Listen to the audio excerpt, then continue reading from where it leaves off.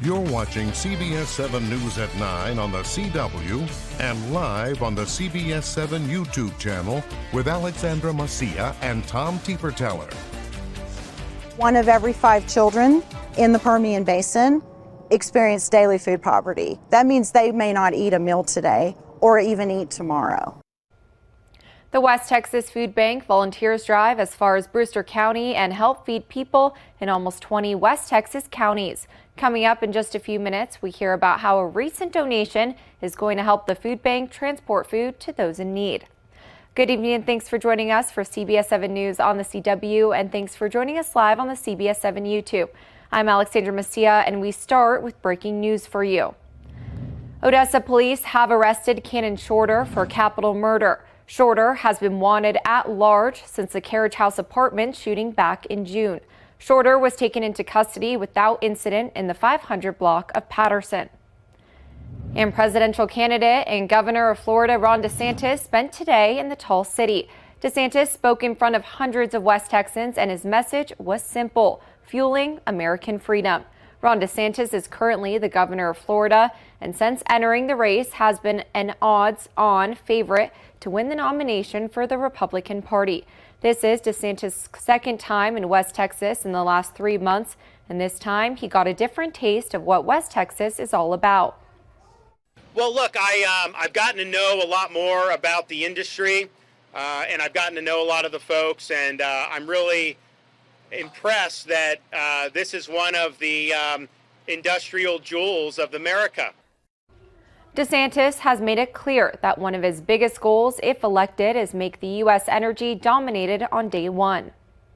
As president, I will restore America's energy independence. We will use our energy dominance to deny our enemies revenue. We will bankrupt their ability to threaten America, and we will help our allies become less reliant on our adversaries. DeSantis and his team will be making their way across Texas over the next couple of days. And continuing in your oil and gas news across the nation, gas prices in Southern California have soared overnight, reaching a record high of $7.69 at one gas station in Los Angeles. Here in West Texas, the price luckily is not that high, despite the price per gallon raising 2.6 cents. According to Gas Buddy, the average price of gas in Midland and Odessa is $3.42 per gallon, almost half the price of gas in Southern California. And now in environmental news, California's Governor Gavin Newsom received applause as he called out oil companies at Wednesday's Climate Ambition Summit at the UN. Only leaders who came with concrete action plans to address the climate crisis were given the opportunity to speak. So while California's governor spoke, the president of the United States and China, the two countries which emit the most carbon dioxide, did not speak at the summit. But President Biden has referenced plans to combat climate change in other settings. We're working in lockstep to tackle the climate crisis, including mobilizing hundreds of millions of dollars to conserve the Amazon. The gatherings comes days after climate activists protested outside the United Nations, demanding more action from world leaders. The leaders of the 32 countries who did speak at the summit represent only 11% of the world's carbon dioxide population. And it's time to take a look at weather. Chief Meteorologist Tom Teeper-Teller is here to tell us what we can expect. Tom? Well, we might see an overnight shower, thunder shower out there. Let's take a look at the live radar. We have a few thunder showers popping up across portions of Jeff Davis County. Now we're talking about areas west of Balmorhea, down towards the Buffalo Trail Scout Ranch and north central portions of Jeff Davis County. These continue on down to just north of McDonald Observatory, and everything's moving off to the east, so some welcome showers there. There's more activity back across portions of Hudspeth County into northern Chihuahua State. That's that disturbance is going to roll across, so we might keep an isolated shower, thunder shower in the forecast as that disturbance does roll across. High pressure, though, made for a hot day, and we saw temperatures into the upper 90s, and it looks like more of that in the forecast. We'll talk about it here in a couple of minutes. Thanks, Tom. The Permian Strategic Partnership has launched the Get Out the Vote campaign ahead of Election Day, November 7th. The campaign targets both English and Spanish speakers across West Texas and southeastern New Mexico. Our region is incredibly important to not only the country, the state of Texas and New Mexico, but the world. The Permian Strategic Partnerships 2023 Get Out the Vote campaign is in collaboration with the Midland Hispanic Chamber of Commerce. We need to engage the Hispanic community as they grow within this community and within our region, that they matter, that their voice matters, and the opportunity for them to make change is in their hands and in their voice. Voter turnout is less than 10%. People think my vote, my lone vote doesn't matter. But all you have to do is look back historically, and you can see across our regions, elections have literally been won or lost by a handful of votes. President of the Midland Hispanic Chamber Board, Adrian Carrasco, says in the Hispanic community, turnout is even lower. I think it's education. I think we need to go back to grassroots efforts, go out and knock on doors and be at where they're at, so we can explain to them why voting is important, what they're voting for. You have until October 10th to register to vote. So many important issues on the ballot across our region, and that's all the way from school bonds to mayors to city council to school boards and everything in between. They hope to see a higher voter turnout. The voter base is so important. That is real change in the locale. That is real change in our region. It is so important as we fuel the world here at the Permian Basin. In the past couple of years, there have been some questions around ballots and elections, but what folks need to know is that the system works. And here in West Texas and Southeast New Mexico, we can count on the system. You can go to the Permian Strategic Partnership website and the Midland Hispanic Chamber website to learn more about how you can get involved and the next steps you can take to vote. And September is also Hunger Action Month, and today the West Texas Food Bank received funding that will help them continue to feed people in the Permian Basin. The local energy company Oxy donated $300,000 to the food bank, which they will use to fuel transportation for the many trucks they use to feed West Texans.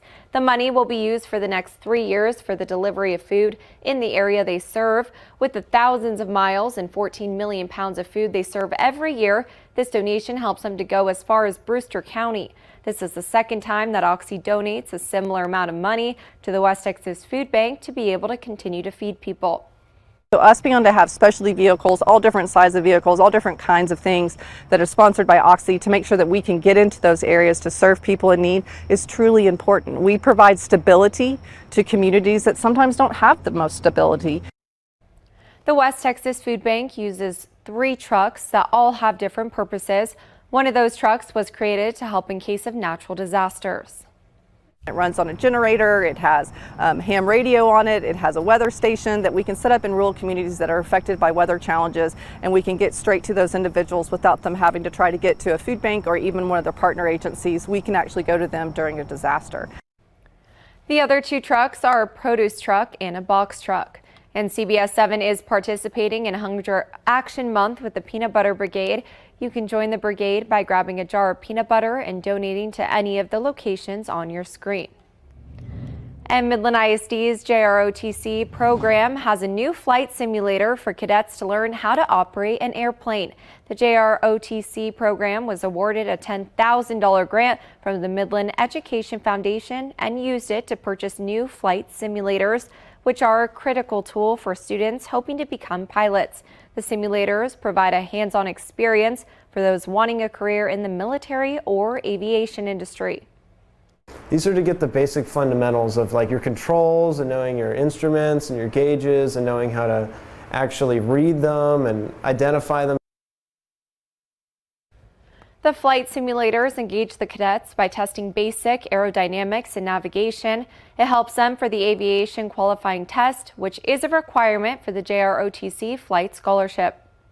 This helps a lot with our scholarship for private pilot's licenses within this program. Also, if people are planning on a military pilot background when they grow up or just a regular commercial airline.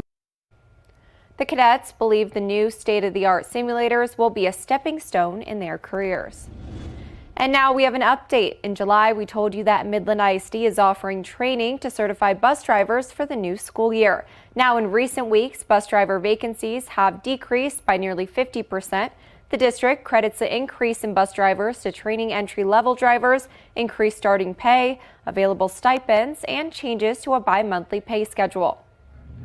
And this is a story that's been trending online for days. An Alabama high school band director was arrested and tased by police after a football game last week. Newly released police body cam video shows a Birmingham police officer tasing the director several times in front of students, parents, and faculty members before handcuffing him. The 39-year-old was charged with disorderly conduct, physical harassment, and resisting arrest after refusing to cut his band's performance short. Today, the band director spoke to the public about his arrest. It's very emotional because it's something we all agree, everybody agree, this is something that should never have happened. And so to know that those students seen that happen, to know that they seen that happen to somebody they respect and love, we are a team. We call it the SOS family. We're very tight. It's heartbreaking. It's traumatizing. It's difficult. Police say Mims tried to hit one of them, but Mims denies that. His attorney is calling for all charges against him to be dropped and the officers involved to be placed on administrative leave. And now for a look at today's top headlines shown here in real time with real viewers on CBS7.com. See all these stories and more by downloading our app or visiting our website at CBS7.com. And still ahead, the Attorney General was grilled on Capitol Hill. His response to GOP accusations of political interference at the DOJ when we return to CBS7 News at 9 on the CW.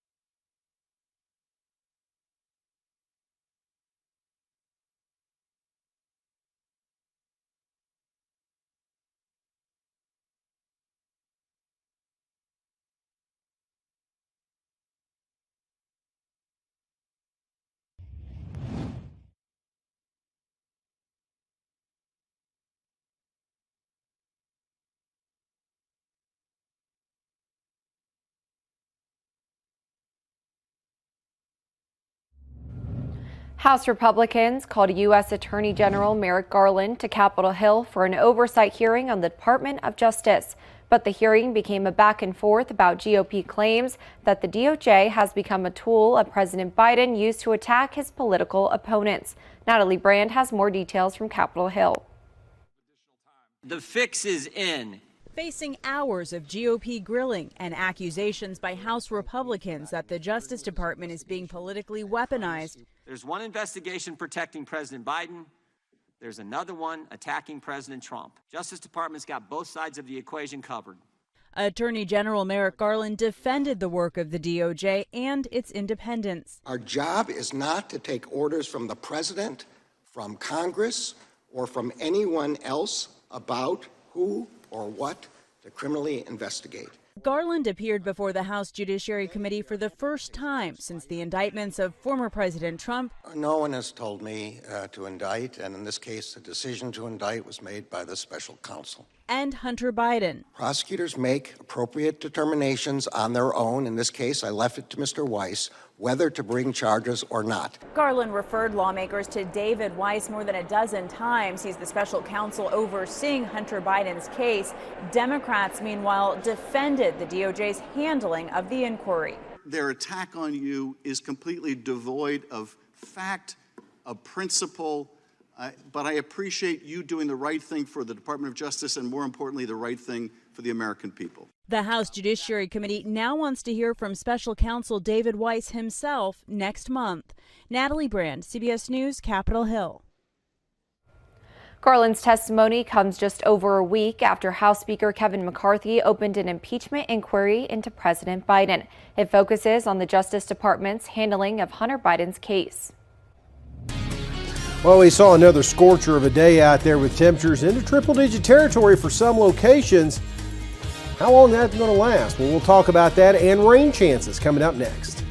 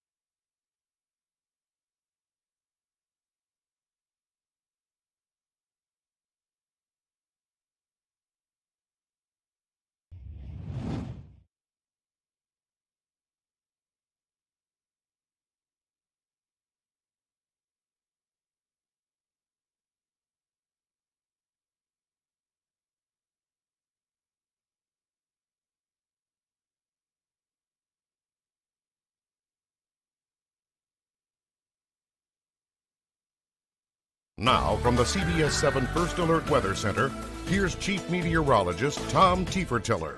Well, let's take a look at these high temperatures today. Something else across the area, upper 90s to triple digits out towards Wink, Pecos, Fort Stockton this afternoon. 103 over towards the Sweetwater area. So there were a lot of hot spots out there, up to 101 in Presidio, about 102 down towards the Terlingua area.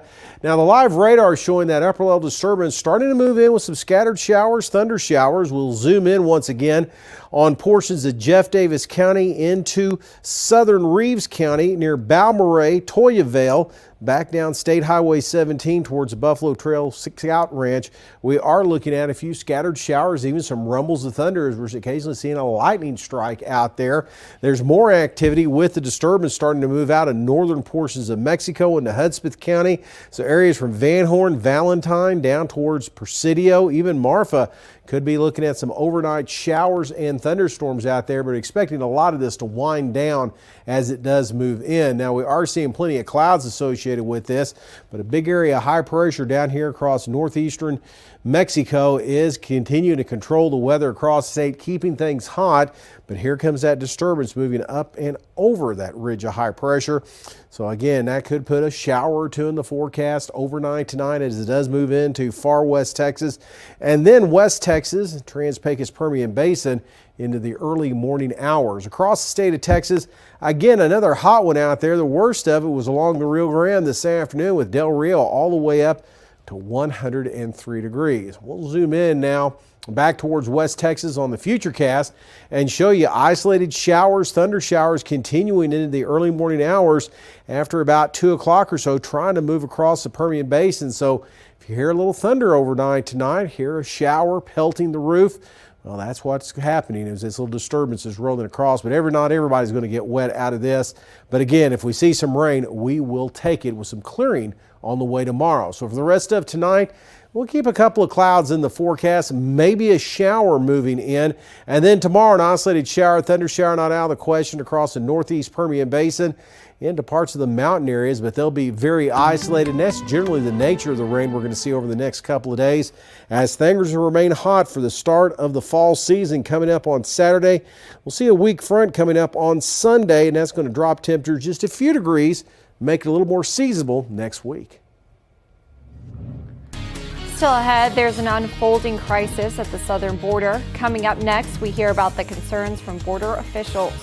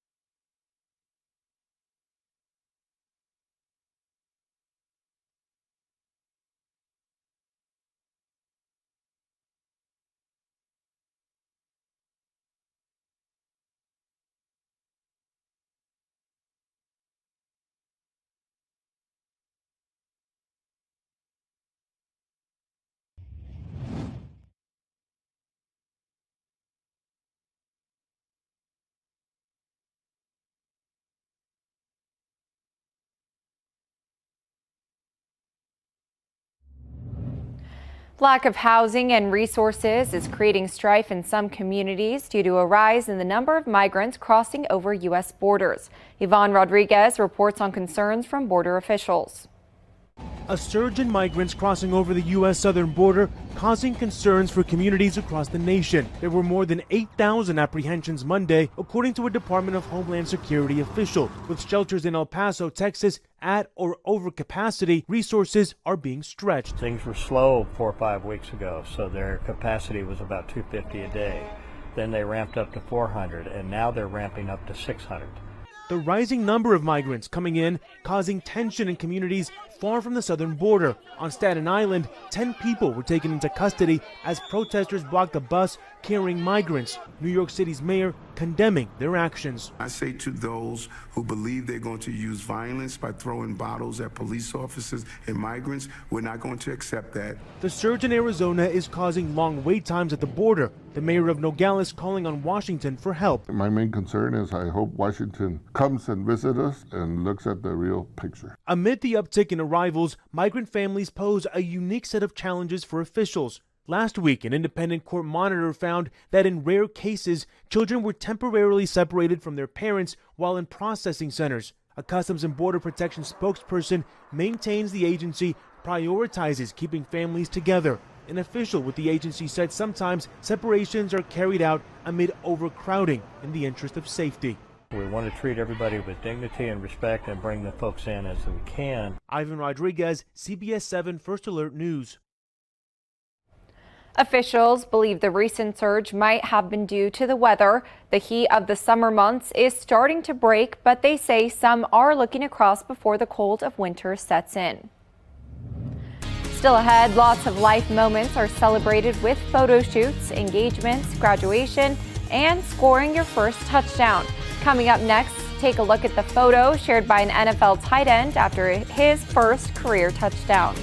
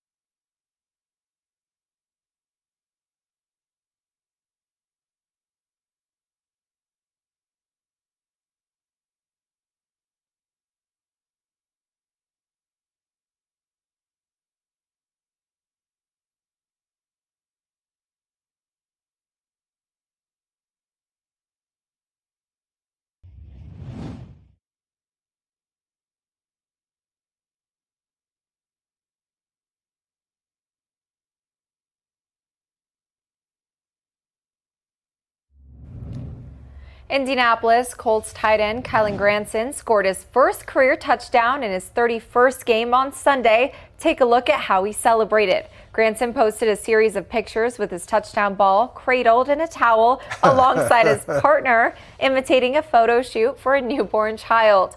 Posing with a flower behind his ear, Granson is seen lifting the touchdown ball like it's an infant. The caption read, quote, "After 3 years of trying, it's finally here." Granson says he will give his first touchdown ball to his mom. How special, Tom. What a funny and special moment for the two of them. Indy had a pretty good game against the Texans this last weekend, so I think he got another one in that game, if I'm not mistaken. So probably the start of a good career there at the Colts. Awesome, and he looks great too. Maybe a first way to celebrate the first touchdown. Tell you what, that is a unique way to do that. Anyway, for our weather, we're not celebrating this. We're going to see more 90s in the forecast. A little warm for this time in September. A cool front's going to arrive late in the weekend. That could try to help out temperatures a little bit. Tonight, though, might see a shower, thundershower move across West Texas into the early morning hours. Thanks for watching CBS 7 First Alert News at 9 on the CW. We have more news coming up tonight on CBS 7 News at 10.